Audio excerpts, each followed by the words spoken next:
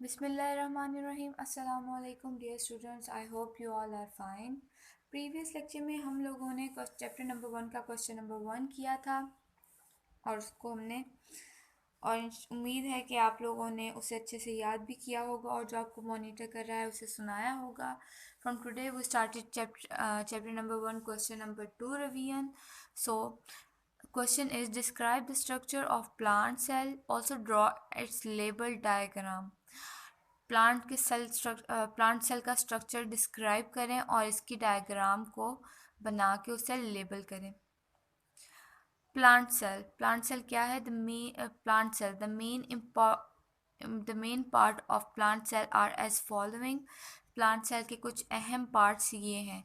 सब first cell wall, second cell membrane, third cytoplasm, 4 nucleus, 5 endoplasmic reticulum, endoplasmic reticulum है 5, 6 है vacuole, 7th mitochondria and 8th is chloroplast. अब ये थे 8 important parts, main parts जो cell plant cell में पाए जाते हैं और कुछ पार्ट्स हम इसमें से डिस्क्राइब करेंगे, यानी कुछ पार्ट हम एक्सप्लेन करेंगे जो मोस्ट इम्पॉर्टेंट पार्ट्स होते हैं।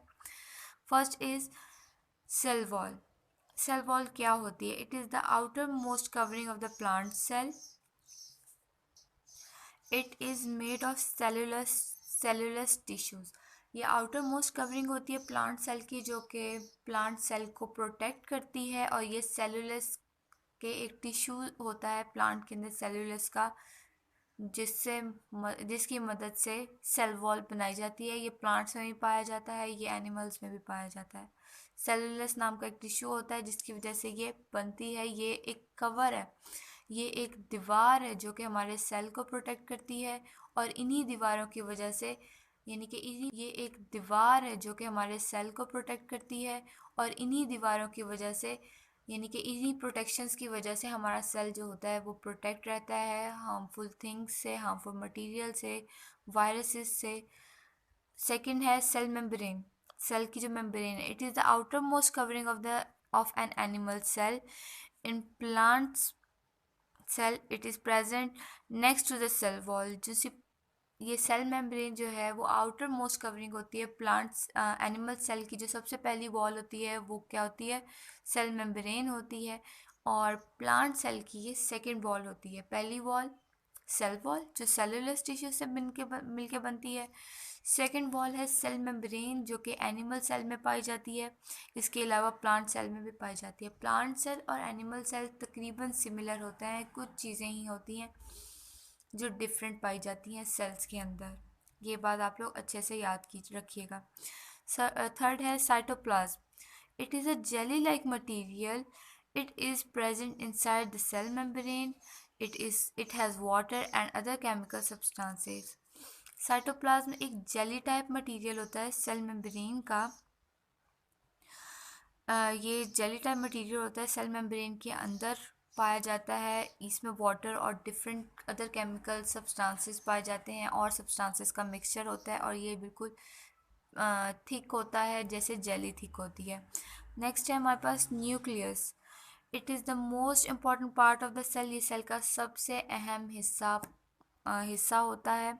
It is called the control centre of the cell because it controls all the activities of the cell. ये हर तरह की एक्टिविटी जो सेल में पाई जाती है उसे कंट्रोल करता है।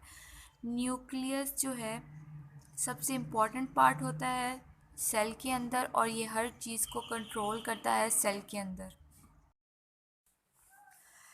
Look at this diagram. This is the cell, plant cell. ये डायग्राम है प्लांट सेल की, और इसमें जो ये आउटर लेयर है, आउटर लेयर जो कि प्रोटेक्ट कर रही है इसको, उसे कहते हैं सेल वॉल, जो कि इसमें भी मौजूद है, जिसके अंदर मौजूद होती है। सेकंड है इसके दरमियान में ये गोल सा राउंड शेप में स्ट्रक्चर पाया जा रहा है। ये न्यूक्लियस कहलाता है, जो कि कंट्रोल करता है हमारे प्लांट सेल को। प्लांट सेल की हर एक्टिविटी, हर मूवमेंट को कंट्रोल करता है। इसके अलावा ये एंडोप्लाज्मिक, ये जो ब्राउन ब्राउन से आपको नज़र आ रहे हैं, ये एंडोप्लाज्मिक रेक्टिकुलम्स हैं। सेल में जो मूवमेंट्स होती हैं, जो मटेरियल के अंदर मूवमेंट्स होती हैं, ये चेंजेस पाई जाती हैं, हो जाती हैं, वो एंडोप्लाज्मिक रेक्टिकुलम्स की मदद से होती हैं। इसके बाद है हमारे पास वैक्यूल। ये प्लांट सेल में एक ही पाया जाता है और एनिमल सेल में डिफरेंट पाए जाते हैं, यानी कि बहुत सारे पाए जाते हैं। ये क्या करते हैं, ये वेस्ट मटेरियल को अपने अंदर स्टोर करते हैं। वेस्ट मटेरियल में फूड, वाटर, एयर, ये सारी चीज़ें आती हैं जो कि प्लांट्स को बाद में, यानी कि वो चीज़ें जो वो आहिस्ता आहिस्ता यूज़ कर सकें, उन चीज़ों को वो स्टोर कर लेता है अपने अंदर।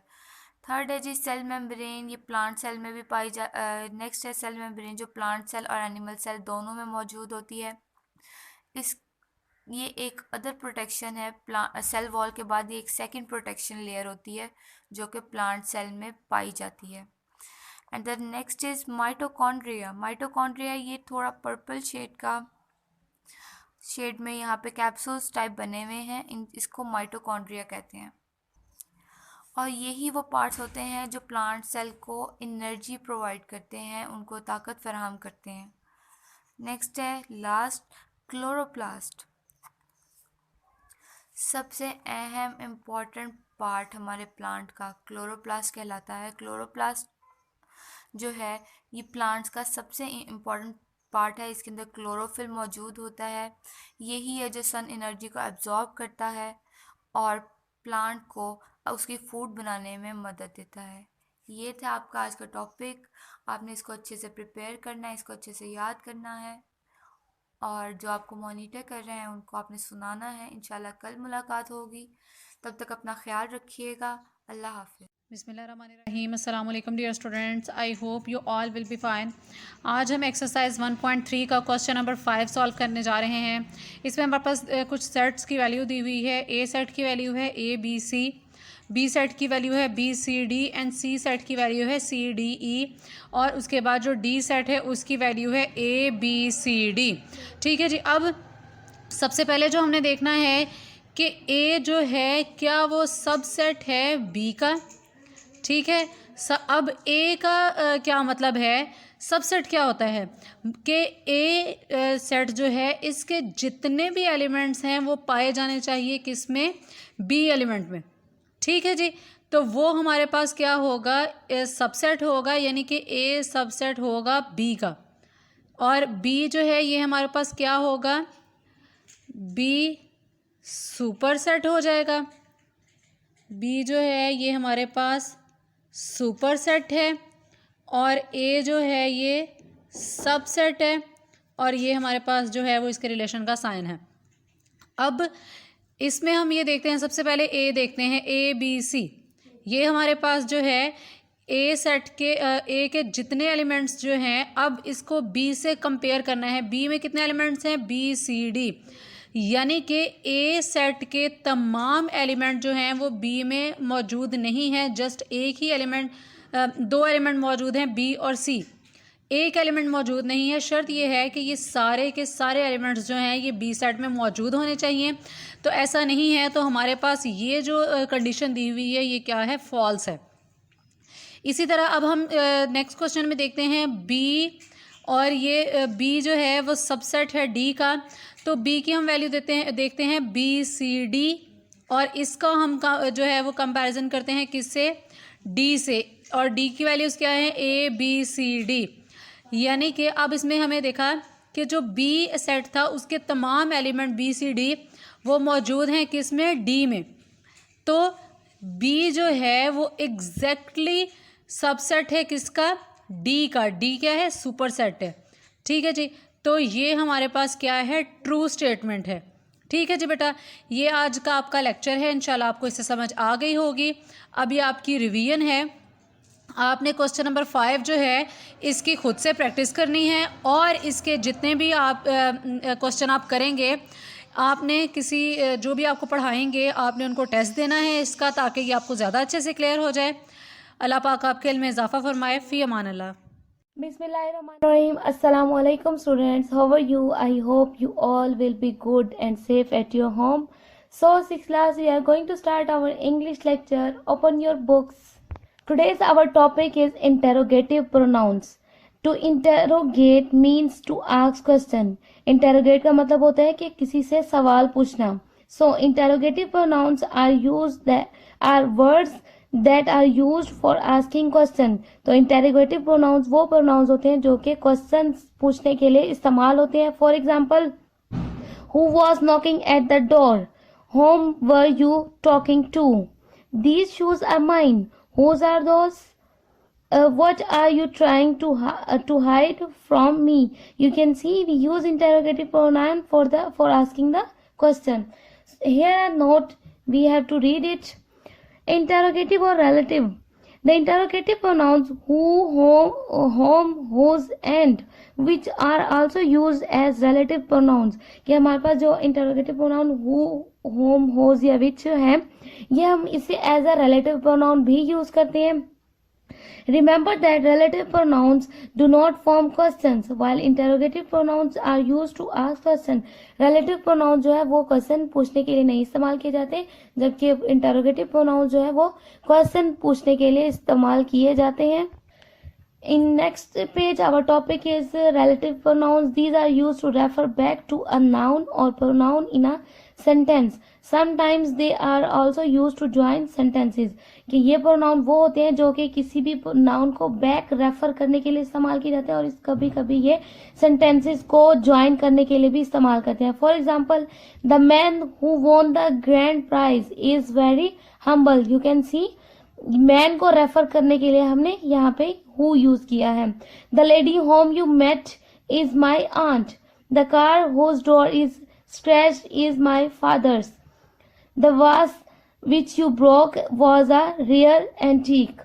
Here a note, relative pronouns who and whom are used for the people, कि ये सिर्फ लोगों के लिए इस्तेमाल होते हैं। whose is used for people as well as objects. whose जो है वो लोगों के लिए और चीजों के लिए, दोनों के लिए इस्तेमाल किया जाता है। which is used for objects, which जो है वो सिर्फ objects चीजों के लिए इस्तेमाल किया जाता है। that is used for people as well as objects, that लोगों के लिए और ऑब्जेक्ट चीजों के लिए, दोनों के लिए इस्तेमाल किया जाता है। Choose the correct option from the given words to complete each of the following sentences. हमारे पास कुछ वर्ड्स दिए हुए हैं, हमने ये ब्लैंक्स को फिल करना है इन वर्ड्स के की हेल्प से। First sentence is the creature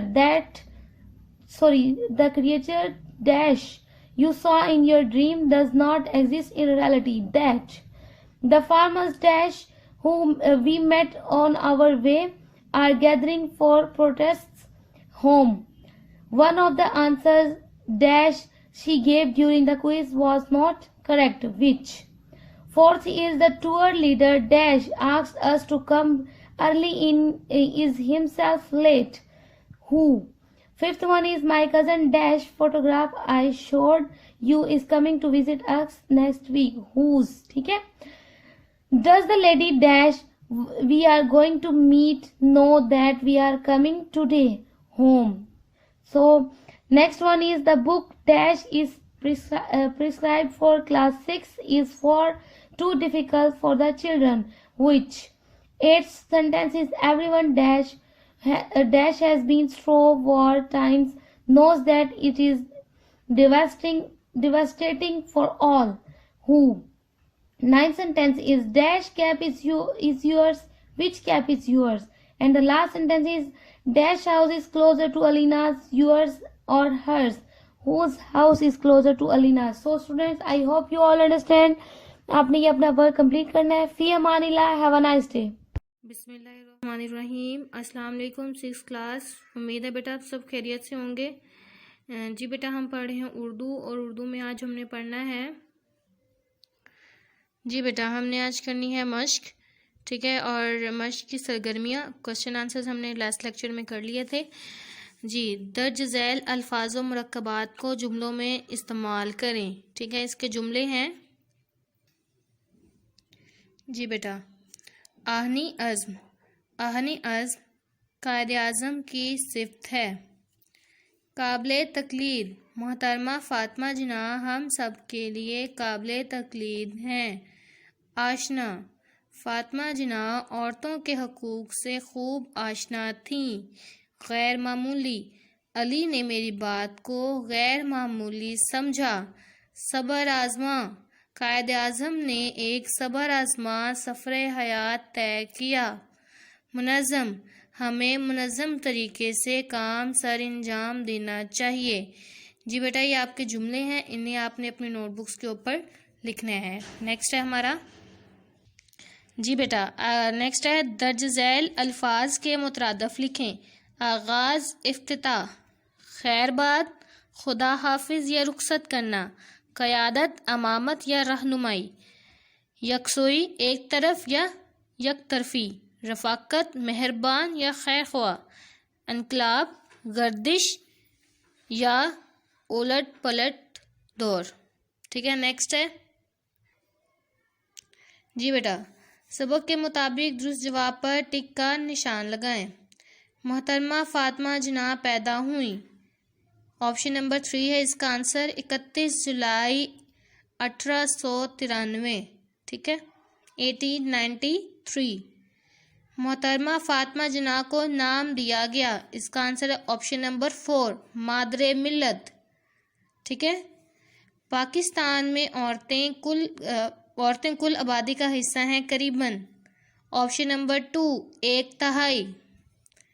next है काबिल तकलीद कवायद की रूह से है, मुरक्कब अज़ाफ़ी, ऑप्शन नंबर 2। नेक्स्ट है मोहतरमा फ़ातिमा जिन्ना कायद आज़म से छोटी थी, ऑप्शन नंबर 2 17 साल। ठीक है बेटा, वो हमेशा भाई के जमहूरी असूलों पर डैश रहीं, ऑप्शन नंबर 2 कारबंद रहीं। ठीक है बेटा, ये सारे आपने सरगर्मियाँ जो है अपनी बुक्स के ऊपर फिलअप करनी है और जो आपने जुमले हैं उन्हें नोटबुक्स के ऊपर राइट करना है। ठीक है, बाकी सरगर्मियाँ हम नेक्स्ट लेक्चर में करेंगे इंशाल्लाह। तब तक के लिए अपना ख्याल रखिएगा। फ़ी अमानिल्लाह, अल्लाह हाफ़िज़।